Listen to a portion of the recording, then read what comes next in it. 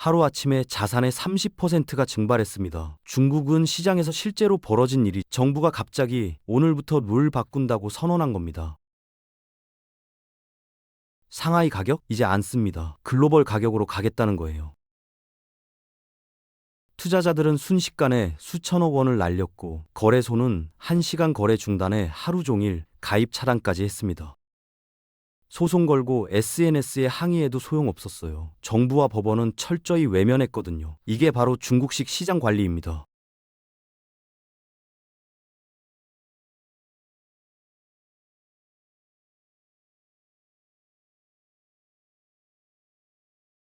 서구권의 자유시장 논리? 거기선 통하지 않습니다. 왜 중국은 이렇게까지 하는 걸까요?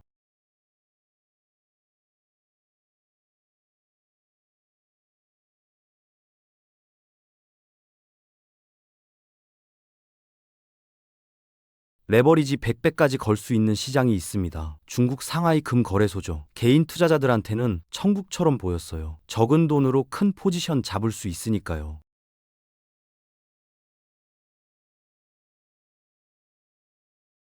그런데 함정이 있었습니다. 실물 인도는 아예 불가능하게 막아놨거든요. 정부 입장에서는 완벽한 설계였던 겁니다. 개인들의 돈은 시장으로 끌어들이되 정작 실물 은행은 절대 손 못 대게 만든 거예요. 뉴욕 코맥스는 만기가 정해진 전통적 선물 방식인데 상하이는 매일 결제를 미루는 연기 결제 시 국내에는 기관과 산업체가 쓰는 선물 거래소 따로 개인들의 놀이터인 금거래소 따로 운영됩니다. 이중 구조예요. 도박 성향 강한 자금이 금거래소로 몰리지만 막상 위기가 오면 정부는 언제든 처음부터 의도된 설계였던 겁니다. 개인 투자자들은 그저 유동성 공급자일 뿐이었죠. 필요할 때 쓰고 위험할 땐 버리는 거예요.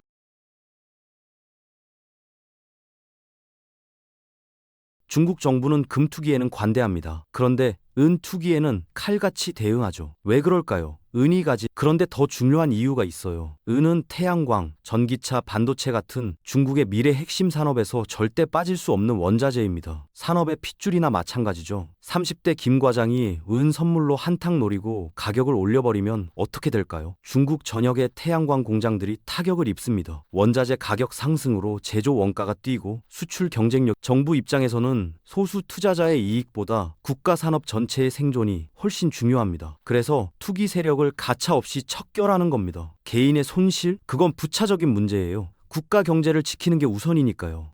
이게 바로 중국식 시장 관리 철학의 핵심입니다. 중국은 전 세계 태양광 패널의 절반 이상을 만들어냅니다.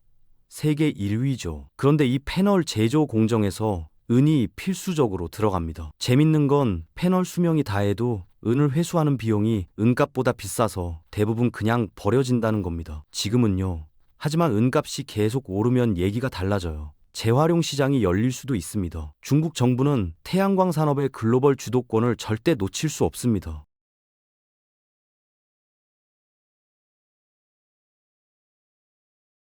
그러려면 은 가격을 일정 수준 이하로 통제해야만 하죠. 강력한 동기가 있는 겁니다. 은값 변동은 곧 중국 태양광 기업들의 수익성과 직결됩니다. 그래서 정부는 이걸 국가 안보 차원에서 관리하고 있어요. 단순한 원자재가 아니라 전략 물자인 거죠.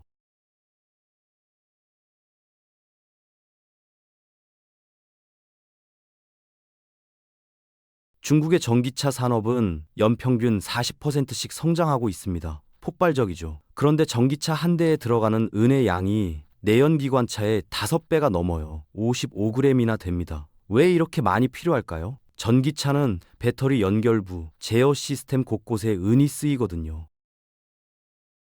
자율주행 기능이 강화될수록 더 많은 은이 필요해집니다. 0.01초의 지연도 허용하지 않는 빠른 신호 전달 때문이에요. 구리로는 안 되고 은선을 써야 하는 겁니다. 여기서 끝이 아닙니다. 차세대 배터리인 전고체 배터리가 상용화되면 상황이 완전히 바뀌어요. 배터리 셀 하나당 은이 대량으로 투입되는데 차 한 대당 약 1kg의 은이 필요해집니다.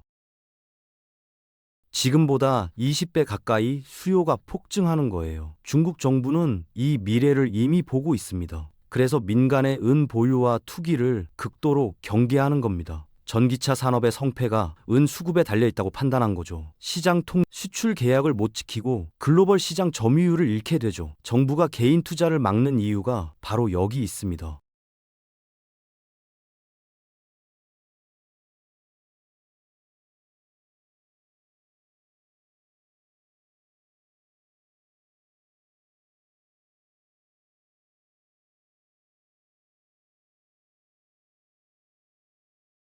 은 가격이 폭락할 때마다 표면적인 이유는 비슷합니다. 경제 지표 악화, 금리 인상 같은 거죠. 그런데 실질 시장의 80%를 차지하는 컴퓨터 매매 프로그램들이 하락 추세를 감지하거든요. CTA라고 불리는 알고리즘 트레이딩인데 이 녀석들이 1초 만에 매도 주문을 쏟아냅니다. 기계적인 매매죠. 사람의 감정이 개입할 틈이 없어요. 연쇄 폭발이 일어나는 겁니다. 한 프로그램이 팔면 다른 프로그램도 따라 팔고 그러면 또 다른 프로그램이 팔고 도미노처럼 시장은 순식간에 붕괴되죠. 중국 정부는 이 시스템적 특성을 정확히 알고 있습니다. 그래서 시장이 과열될 때마다 의도적으로 증거금을 조정해요. 가격을 하향 안정화시키는 거죠. 투자자들은 정부의 무기가 뭔지도 모른 채 손실만 떠안게 됩니다.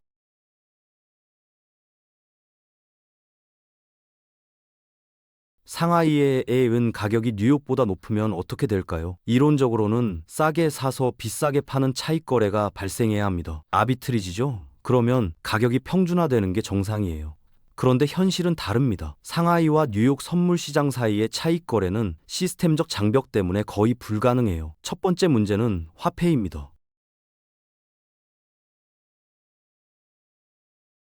뉴욕 코맥스에서 거래하려면 달러가 필요한데 상하이 시장은 오직 위안화만 써야 하거든요. 화폐의 불일치죠. 여기서 끝이 아닙니다. 중국 정부는 자본 통제를 통해 위안화의 출입국을 엄격히 관리해요. 환전하고 송금하는데 일주일 이상 걸립니다. 서류 검토하고 승인받고 하다 보면 시간이 훌쩍 가버리는 거예요. 차익 거래는 초 단위로 승부가 갈립니다. 1분만 중국 정부의 시장 관리 방식은 무소불위입니다.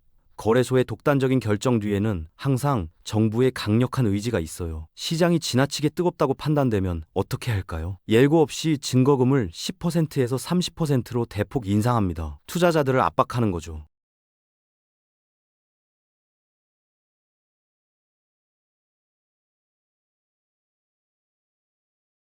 개인 투자자들의 경우 실물 인도 자체를 아예 불가능하게 규정에 명시했어요. 실물 은으로 자산을 전환하는 통로를 원천 봉쇄한 겁니다. 오늘부터 이 규칙은 무효라는 식의 소급 적용도 서슴지 않습니다. 시장 진입을 아예 차단하기도 하죠. 이게 중국식 시장 관리의 핵심이에요. 사기라는 비판이 쏟아집니다. 투자자들은 분노하죠. 그런데 정부는 흔들리지 않아요. 시장은 우리가 관리한다는 확고한 철학이 있거든요. 산업 보호를 위해서라면 투자자 희생은 정당하다고 보는 겁니다. 개인의 손실보다 국가 산업의 안정이 우선이라는 거죠. 서구권의 자유시장 원칙, 중국에서는 통하지 않습니다.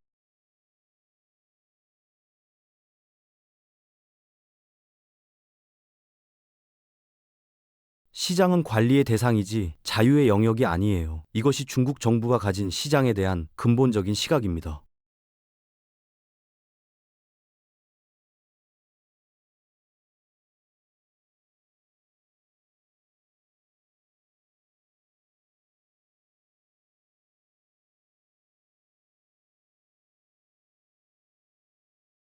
전문가들은 경고합니다. 중국의 극단적인 규제가 형태만 바뀐 채 서구 시장으로도 확산될 수 있다고요. 민주주의 국가인 서구권에서 노골적인 거래 금지는 어렵겠죠. 여론이 가만히 있지 않을 테니까요. 그런데 우회로가 있습니다. 우선순위 배정이라는 방식이에요. 실물 은이 부족해지면 정부는 선택을 해야 합니다. 국가 경제와 GDP를 지키기 위해 태양광 패널이나 전기차 배터리 같은 핵심 산업체에 은을 1순위로 공급할 겁니다. 당연하죠. 대기업들이 선물 계약으로 확보한 물량이 2순위가 되고요. 그러면 개인 투자자들은 어떻게 될까요? 법적 근거 없이 그냥 대기 중일 뿐이죠. 하지만 실질적으로는 접근이 차단되는 겁니다. 위기 상황에서 서구 시장도 결국 같은 선택을 할 가능성이 큽니다. 개인 투자자 보호보다는 산업 생태계 유지가 우선이에요. 국가 경제 우선주의죠. 중국이 먼저 보여준 길을 서구권도 따라갈 수 있다는 겁니다.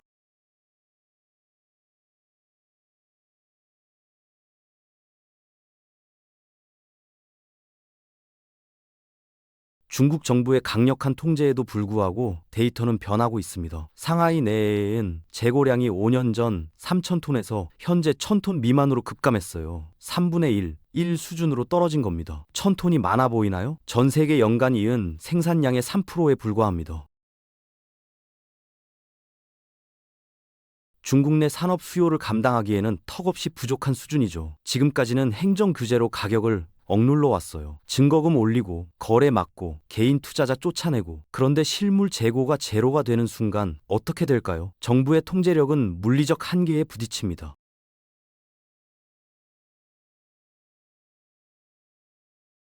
아무리 규제를 강화해도 없는 건 만들어낼 수 없거든요. 수요는 폭증하는데 공급이 끊기면 결국 시장의 법칙이 작동합니다. 가격은 폭등할 수밖에 없어요. 그 시점이 머지 않았다는 데이터가 나오고 있습니다. 재고 감소 속도를 보면 1년에서 1년 반 정도 남았다는 분석도 있어요. 투자자들은 중국 정부의 규제 위험을 항상 인지해야 합니다. 하지만 동시에 실물 은이 바닥나서 시장이 승리하는 골든타임도 주시해야 합니다. 정부의 칼날과 시장의 수급 원리, 둘 중 어느 쪽이 이길까요?